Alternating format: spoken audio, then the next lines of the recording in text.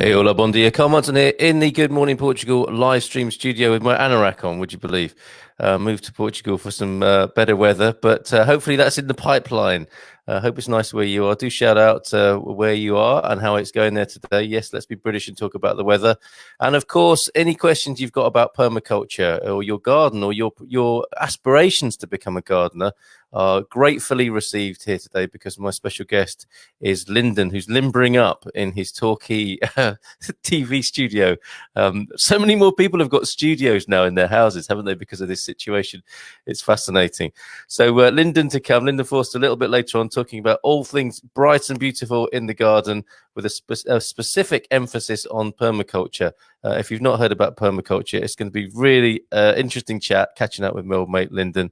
And he's going to be launching an online course about growing your own through using permaculture principles. So we'll talk to him after we've looked at the facts and figures, a bit of a COVID update for you this morning about what's going on in Portugal.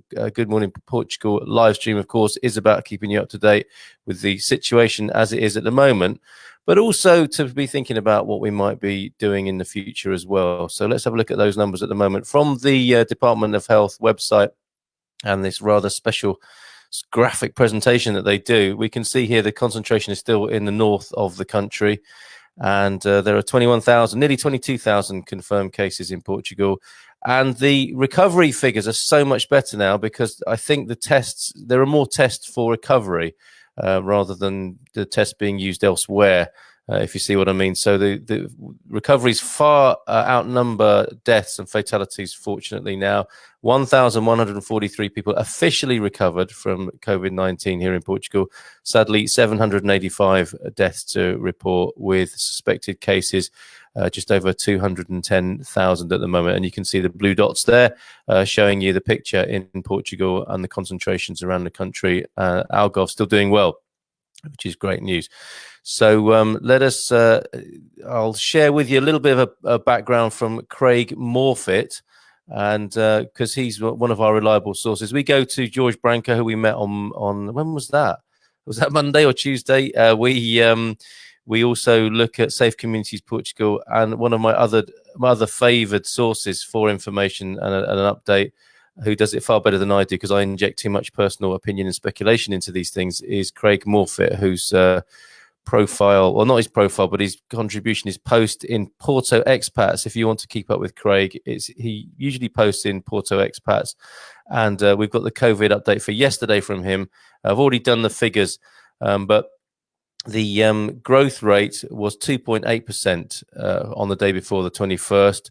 And yes, as of yesterday, there were 23 further fatalities, bringing the death toll to 785, which represents a 3% increase in deaths. The day before that was 3.7. So it would appear there is some curve flattening going on, if I dare use that sort of terminology here. Number of COVID patients admitted to hospital decreased to 1,146. It was 1,172 the day before. 207 of those people are in intensive care. And it was a figure of 213 the day before on the 21st. The northern Porto region now accounts for 13,150 of the confirmed cases and 454 of the fatalities. So it is the north bearing the brunt. An additional 7,533 tests for suspected cases were recorded yesterday, bringing the total number of suspected cases to that figure of over 210,000. Of those, 185,101 have tested negative, and 3,219 are awaiting results. So, yeah, and that wonderful news figure of 1,143 people shown to have recovered. And as we've said before, that's because of how this is being done and the rigorous testing procedure to show recovery, but also how testing is prioritized elsewhere, understandably. So a bit of a news roundup from Craig before we go to the exciting subject of permaculture, and we welcome Lyndon Forster on to the live stream. And Portugal's hotels could start to reopen from July. Raul Martins, president of the Portuguese Hotel Association, the AHP, said yesterday, following a meeting with the Prime Minister, that most hotels could start reopening in 3 months, and explained that a seal of approval is being created to give peace of mind to guests. Good heavens, yeah. especially with the scare story of all those folks that were evacuated from a hostel in Lisbon, that was. According to Mr. Martins, the hotel industry is dependent on aviation, and aviation is conditioned by health security. And the objective is to give the new seal of approval to hotels that comply with a specific protocol that aims for tourists to feel safe. Very good. PortugalNews.com story on that if you want to find out more. Now, I want to also share with you what's going on here. The same source reports information obtained through the Portuguese Environment Agency, which admits a more demanding and safer bathing season. This is about beaches opening up. You can find out more about that with the link that you see there, jm-madeira.pt. The beginning of the bathing season will be conditioned first to the lifting of the state of emergency, then to the governmental determinations on the return to activity, as well as the guidelines of the Directorate General for Health, and finally to the elaboration of well-defined rules of operation for these spaces. So it looks like all of these sort of the lifting of the lockdown is being approached worldwide, light at the end of the tunnel, etc., and subject to special measures and conditions. I'll just come back to that in a moment. But yes, nice to get a weather report from a fab day in the sunshine yesterday. Oh, how is it today, Claire and Steve? That's the McGibbons, I think, there. So, yeah, who else is watching? I can see a few people have already tuned in, probably getting ready for Lyndon's Permaculture special, as advertised. Let us know who you are and where you are. And just return to this last bit of Craig Morfitt's coverage. The military will launch a gigantic operation, in quotes, in about 800 schools, including the disinfecting of schools before reopening 11th and 12th grade classes, the head of state announced today. Major General of the Armed Forces, that's a CEM GFA. In total, there will be 80 teams of military personnel, 60 from the Army, 20 from the Navy, who support the opening of the school year, a job of the greatest relevance for the armed forces, said Admiral Antonio Silva Ribeiro, adding that the action was agreed upon in meetings with ministers of national defence, health and education. Be a pretty terrifying sight, though, wouldn't it, see your school being disinfected by the armed forces? This was one of the missions of the armed forces in the fight against Covid-19 pandemic that the Admiral addressed yesterday during a hearing at the Parliamentary Defence Committee in the Assembly of the Republic at the request of the PS. According to the Admiral, 800 secondary schools are going to be reopened. Interesting. Okay. And this will focus on the 11th and 12th grade classes. And the armed forces were asked to make themselves available to support the Ministry of Education and Health in the development of health measures, confidence and security in schools. So an effort there to disinfect schools and get kids back in schools and in education. Following the recent case of 136 refugees from a Lisbon hostel, this is what I mentioned before, testing positive for coronavirus, concerns are being expressed regarding overcrowded accommodations for immigrants and refugees that could encourage the spread of the virus. The government reports that there are about 1,100 asylum seekers who are awaiting the results of their applications, generally accommodated in Lisbon during this process. There are reports that many of the refugees are living in overcrowded accommodations, sometimes with 6 or 7 beds to a room. One shopkeeper said that he knows an 80-year-old woman who has to share a room with boys aged 15 and 16 years old. Yeah, I mean, we've got to do something about this sort of stuff, haven't we? And I think we need to do it at source. Going off on a bit of a tangent here, but I'll stop that just for a moment. My guest on Monday will be Chris Paradox from 1 Trillion Trees. I think Lyndon might tune in for that because we can have a bit of a get-together, bring all these wonderful guests together at some point. Chris is doing some amazing work, and I just watched one of his videos about forest gardening in Africa. And in Senegal, I saw a particular program of forest gardening. And this will help people stay where they live and where they want to be in their own homes, and not causing this massive refugee crisis through climate change and political and economic disruption. It's so good what Chris is doing, and I'm sure I'll tell you more on Monday. 1 trillion trees, and we can all take part in that. So there's your news roundup. There's your COVID. Let's just your COVID update for Portugal, as we do here on the Good Morning Portugal stream. Overcast today, but bright. And I'm solving the pronunciation mystery. It is Lole, but is it Lole or is it Lole or something else? But it is Low and then Lay. This is an Algarve town, everybody, and we were just struggling to find out how it's actually pronounced. But I've had help from Anna in Surrey, a Portuguese lady in Surrey, who tells me it's Lole. phonetically, but whether it's a lole or lole, I don't know. And that's so hard to express in a text, isn't it? Good morning to you, Neil. Who uses the sort of omnipresent mask emoticon now. Actually, I should be showing these. What am I doing? Yeah, there's Neil's message to us. Keep your mask on. A round of applause. And bon dia, Carl. Fab day in the sunshine yesterday with Clarence. I think it's going to be a good one today. The McKennas are present and accounted for in a very military way. I think responding to the military going into schools. They're ready for duty. Relax as you were. And Gary, Carl, going to celebrate my first birthday in Portugal with a delicious meal from the Village Kitchen delivered today. We're going to be talking to the Village Kitchen on Sunday. Our brunch edition on Sunday is in association with the Village Kitchen. I'm sure that is going to be delicious, Gary. Just the ticket for days like today, or just to lift the lockdown blues. Nice little advert for the Village Kitchen there. Our friends Paul and Cressida in central Portugal are doing a great service, delivering home-cooked food around and about in these challenging times. So it is time to welcome your old mate, Lyndon Forster. Hello. Are you well? I'm really well, thanks, Carl. How are you? I'm very well indeed, and excited, giddy to have you join me here on Morning Portugal. Who knew it would come to this, mate? Absolutely. You're gonna have to excuse my very strange-looking earphones. Look at the size of that. And also, they broke yesterday, so they do this as well. Really special.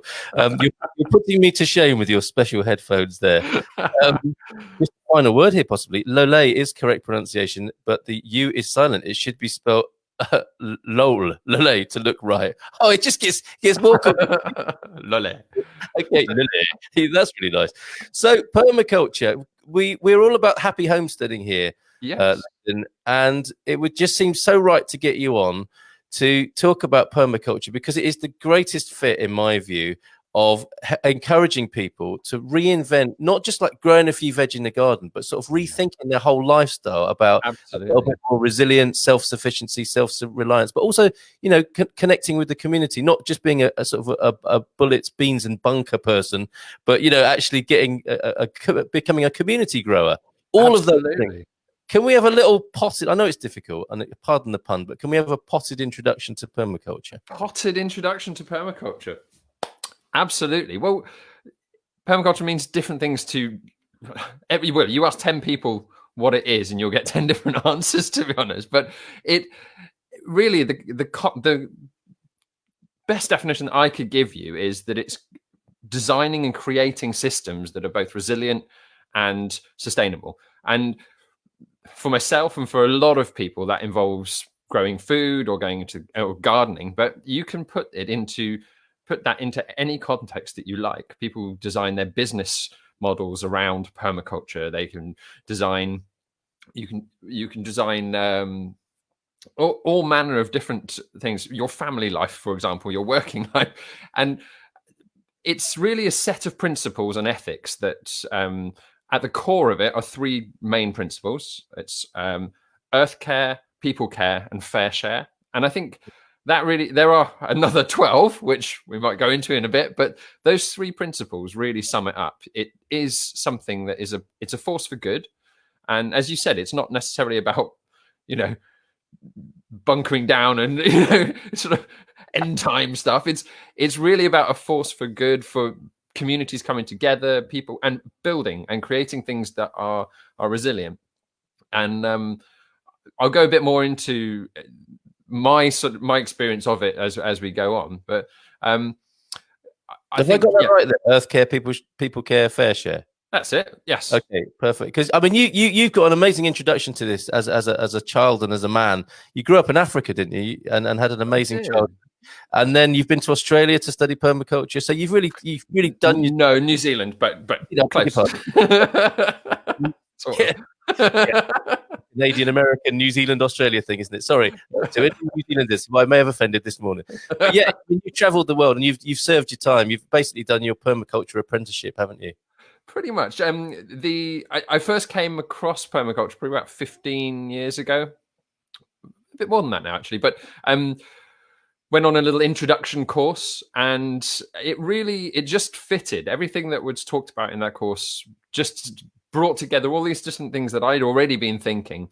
What I think it's important to say is, whilst the term permaculture was coined in the 60s by David Holmgren and Bill Mollison, it's nothing new. It's something that people have been doing for millennia. We have been designing systems for our lives and for our farming and for a very, very long time. There is now a movement, and obviously that comes together, and the term permaculture is used for that. But the practicalities of it are actually going back to things that a lot of the time we've been doing for a very, very long time, or mimicking what nature does, because nature systems really are, if you observe systems in nature and replicate those, you actually find that those systems are incredibly resilient and incredibly sustainable as well. Probably gone a bit off topic of what you just asked me then, but it's absolutely perfect, because the question that arises there is like, what went wrong? Because I totally get it that this is like natural to us, but it's like something we've forgotten. And this is what I saw in this fabulous video about Senegal, is that, you know, it's like people are relearning what they did centuries ago and have done for the longest time. And this little blip just recently of, you know, where they've gone into monoculture and starved to death as a result, literally, you know, some people, is a blip in our imagination or in our consciousness, isn't it? So what happened? Well, I think it's a drive for industrial efficiency, really, that happened, and almost moving away from things that we've done and known for a long time. So there's an interesting chap called James Wong, who's he wrote a book. Originally did a TV series, in fact, called Grow Your Own Drugs. Don't know if you've come across him. Really interesting guy. He was a Kew gardener, and he's also done he did a few books now, but one of them, The Homegrown Revolution, is a fantastic book. I'd really recommend it to anybody. But in that, he talks about the First and Second World War, where so many young men went away, many of which were farmers, many of which are the people that actually had the knowledge of working the land and things that we take for granted, that now that so much was lost at that in that period, and it never came back. In the Second World War, for example, the government essentially issued a decree. No, they basically said, we want to try and maximize what we can grow, and we're going to concentrate on these 20 odd varieties of vegetables and fruit. So let's do that. This is the UK government, obviously. So let's grow these vegetables. And before that, the UK grew dozens, hundreds of types of plants, fruit and vegetables, which I'll go into in a minute, because the garden that we know each other from, we had 250 species of fruit, vegetables, and companion plants in that garden. That was quite normal back in the Victorian era. And we lost so much of this knowledge and how to grow things in a way that was efficient, but not in an industrial way. And I think that's this drive for efficiency has caused that. Obviously, increasing population has driven that as well, world population. But I think it certainly has its downsides, huge downsides.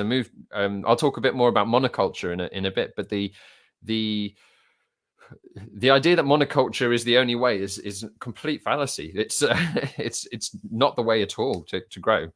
And of course, the phenomenon that is COVID-19 coronavirus has exposed some of the shortcomings you're talking about, hasn't it? Absolutely. I mean, the supply chain breakdown, the reliance on a few crops rather than spreading our bets, as it were.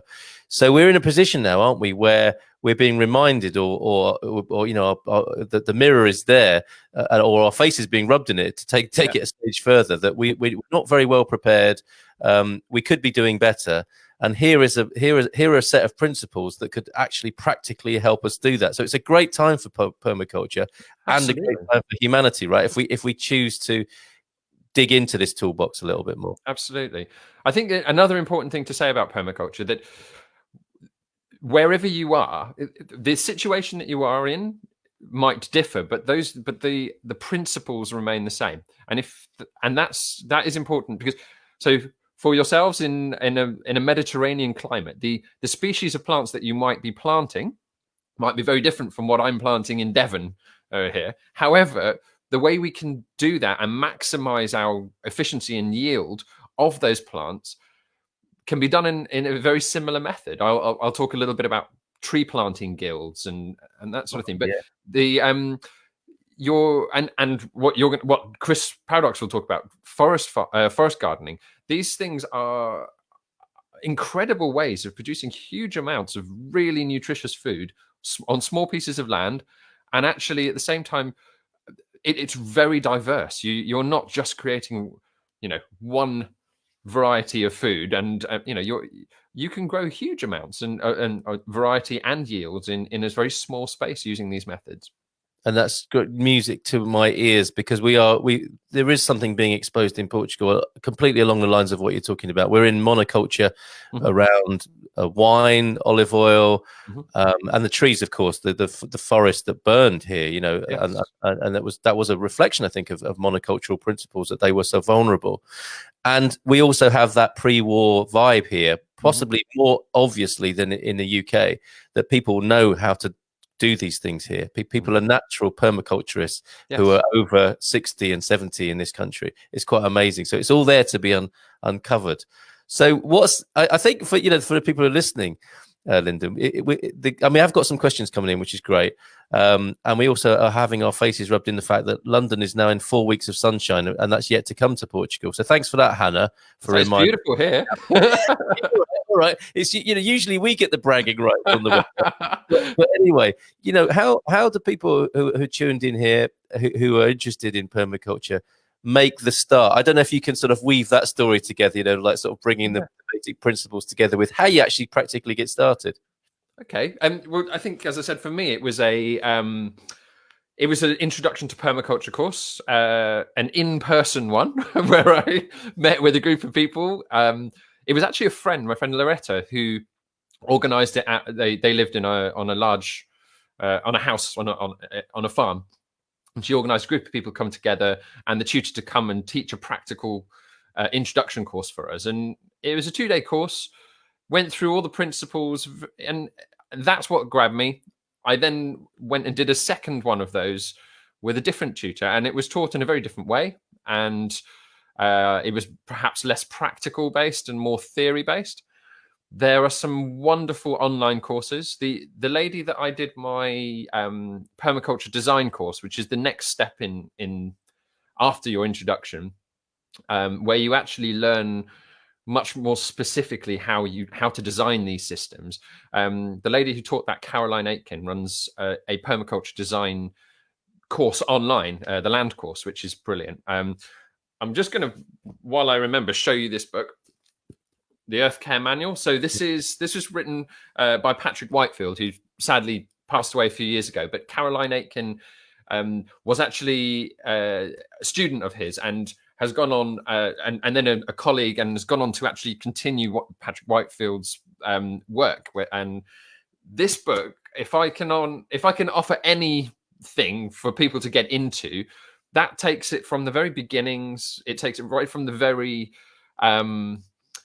basics of what permaculture is, all the way through to quite complex stuff as well. That sort of thing, getting a good book and immersing yourself in that to familiarize yourself with the theory about it before jumping straight in is good. The other side, I would say, is experimenting.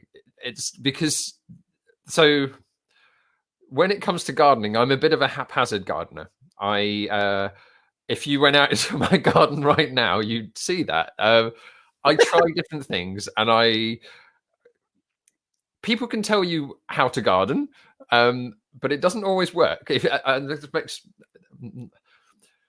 I think there's always room for experimenting. There's always room for trying new things, planting things in different places that you wouldn't normally see if it works. I've had success, for example, in my garden with a plant called a Chilean guava, which is it's a type of myrtle, beautiful berry, which normally grows in really, really open, bright, sunny conditions. I decided to plant one in a guild underneath my apple tree just to see what would happen. and it's perfect. It's doing really, really well. I didn't expect it, but I thought I'd try and see. So, for example, yeah, you can take some of these principles, but and when it comes to gardening, actually just using a little bit of experimentation to sort of try and develop your experience, I suppose, as well.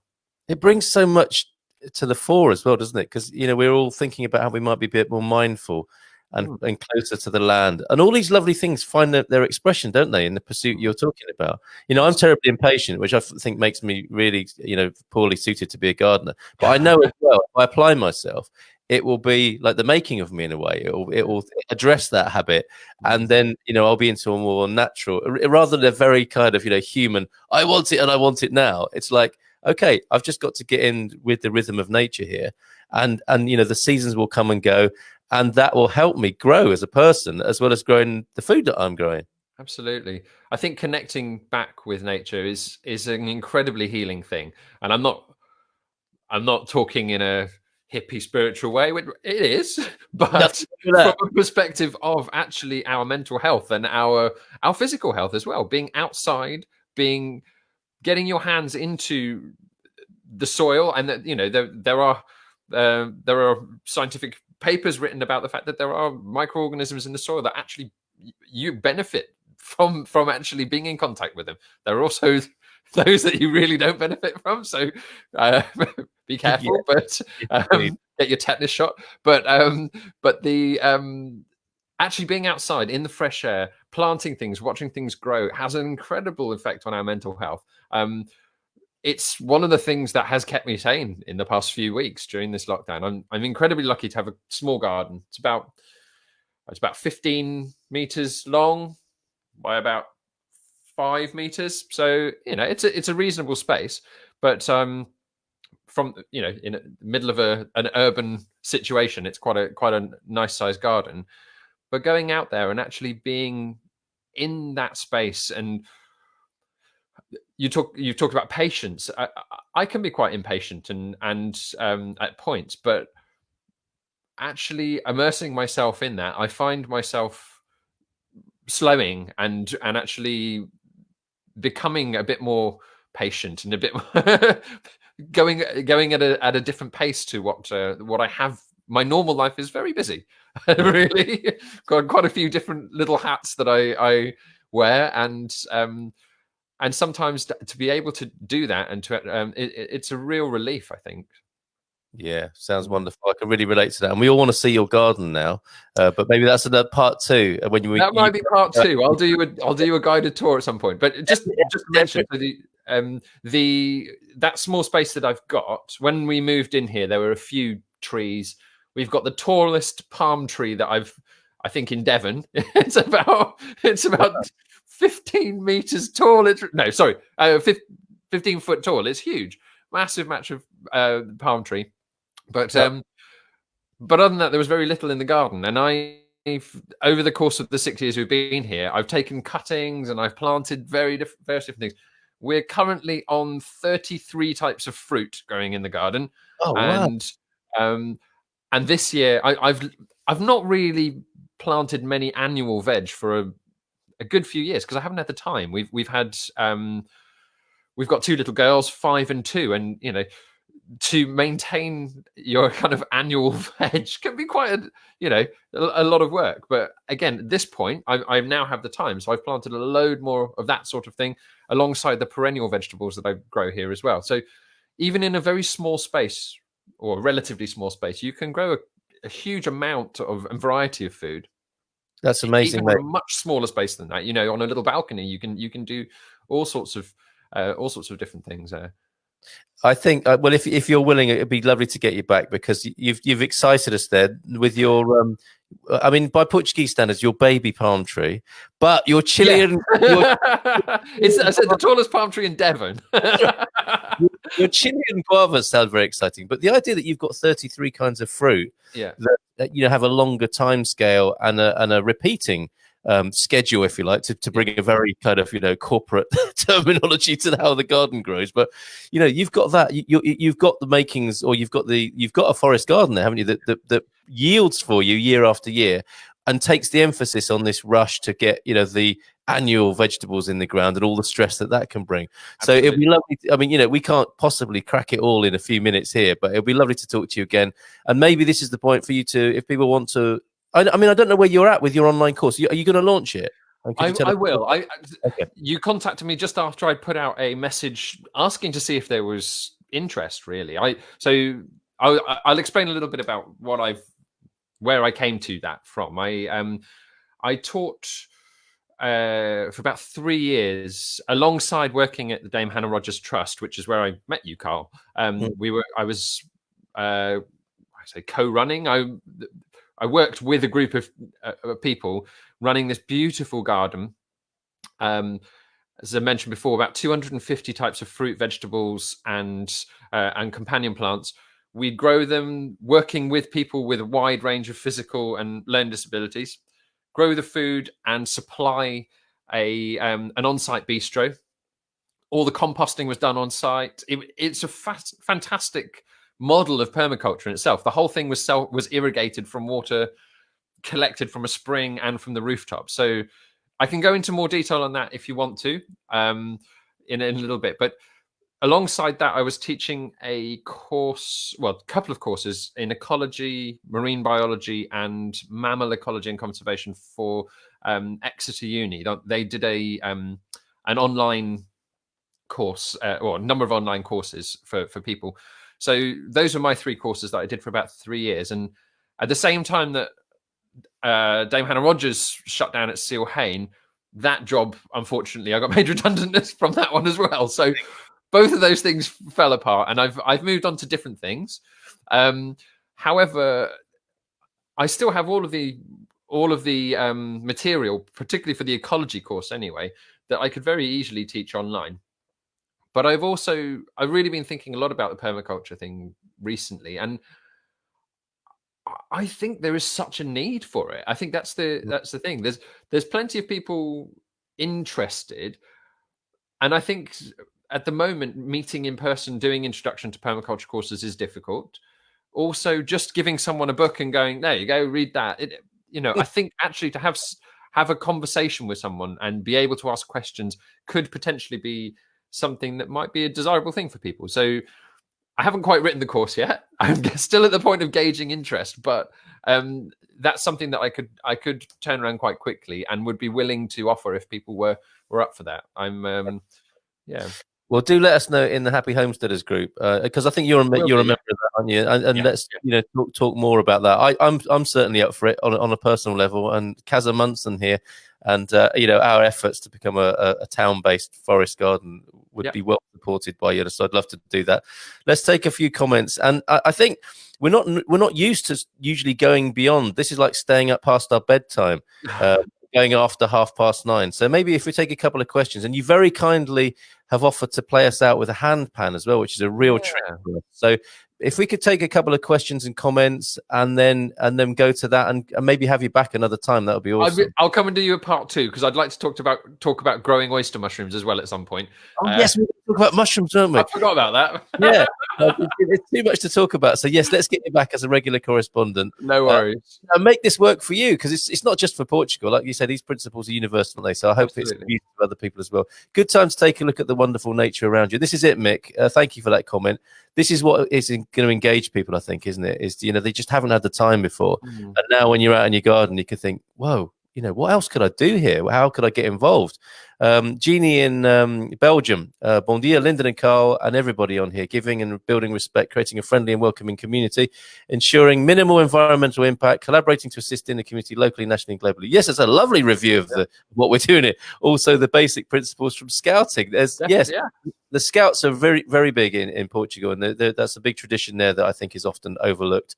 And she goes on to say, started a no digging vegetable garden. And it is wonderful. One also to start a forest garden.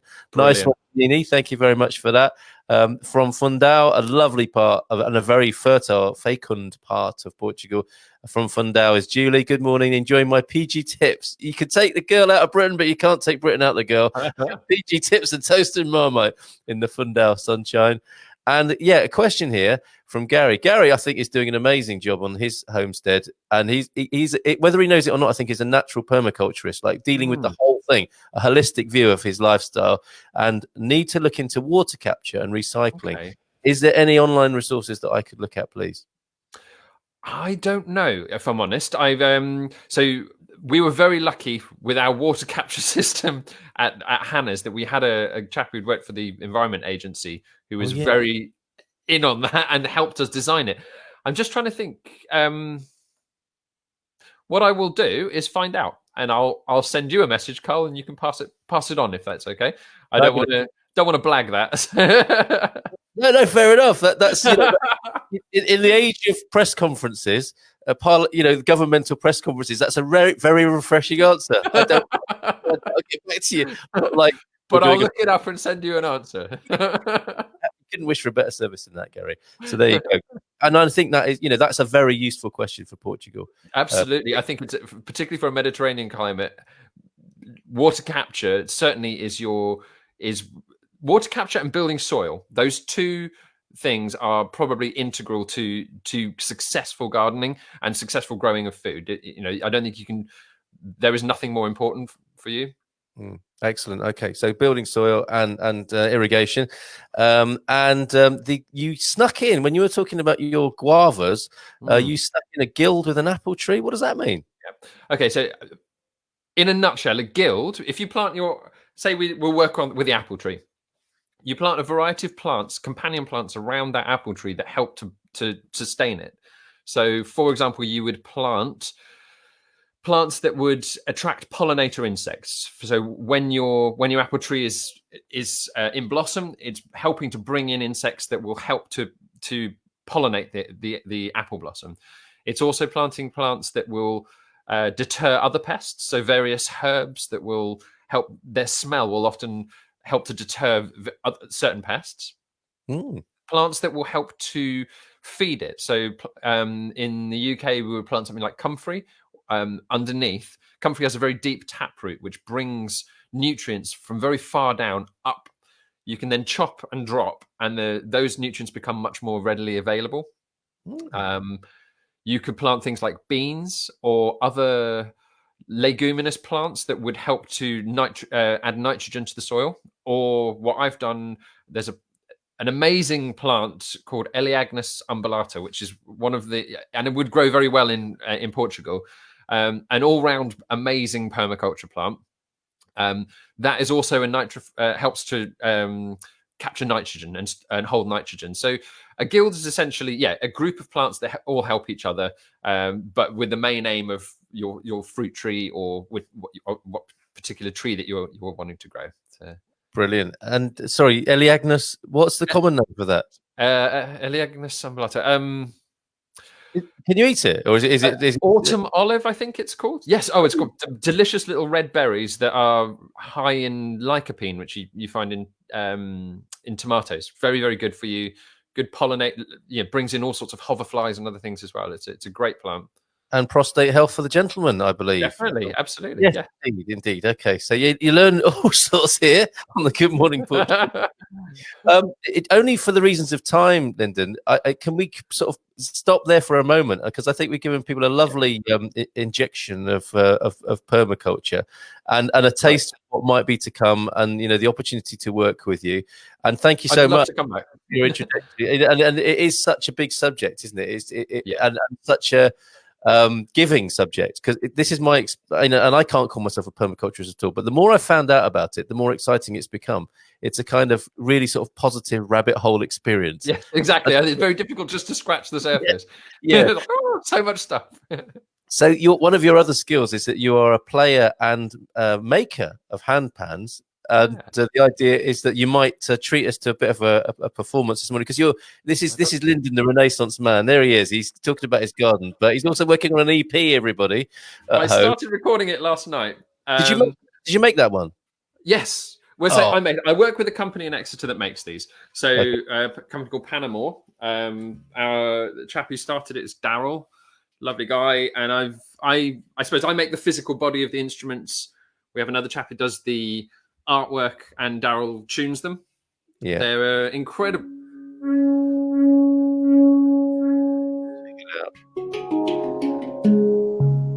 But What a treat. as I said, I started recording. I recorded an EP about in 2017, and it was I'm happy enough with it, but it was a very rushed job. I had a day in the studio, and I wanted to take my time a little bit more, and I've got all the equipment here to do so. So I've now got the time. I'm I'm going to put out an EP. The idea is to put out for pre-orders on the 1st of May on Bandcamp. And then to actually release with a couple of tracks, and then release it fully mid-May sometime. So if anyone's interested, I will add. I'll send you some links and things. But I'll play you a tune called Blackbird if you like. That's so kind. Thank you very much, the Blackbird. Seen here also in Portugal. Lyndon, thank you so much. He's going to play us out now on the handpan that you had a hand in making as well. Thanks so much, Lyndon. My pleasure. I think I need to put it on a stand, otherwise how long have I got? Do you want me to keep it to a minute or 2 minutes or something? Oh, no. Do feel free to people can come back to the replay if we've gone too long this morning. But I don't want to cut you short unnecessarily. I think that would be rude. I will play it in its entirety then. It's probably about 3.5 minutes long. Lovely. Lovely to see you again, Carl. Can I just very briefly mention the very last time that we were online together? Do you remember when that was? No. Well, coincidentally, it was about permaculture. Seriously? Yep. I was doing my own radio show on Access All Aerials, and I got you on for a little slot. It was International Permaculture Day and World Naked Gardening Day, and I got you to. I remembered this yesterday. I gave you a list. I didn't tell you what I was going to do, and I gave you a list of very rude-sounding Latin names of plants, and then got you to read them out very suggestively over while I played Air on a G-string. I'll have to dig that out and send it to you at some point. I'd love to hear that. I remembered that last night. I don't think I was naked though for Naked Gardening Day. No. But it's the 1st of May, so there's. We'd have all been fired, I think, if we'd taken that step. Lovely to see you. Great, and I'll play you guys out on behalf of our happy homesteaders and the Good Morning Portugal live stream. Thanks a lot. Over to you, Lynn. Pleasure.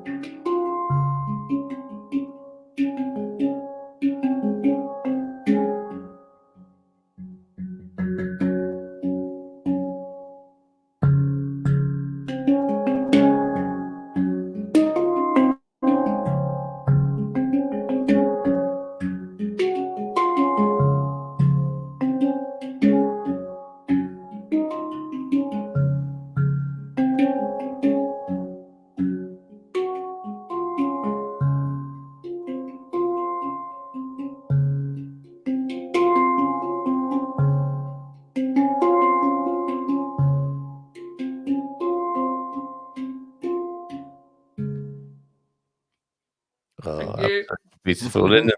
Thank you so much.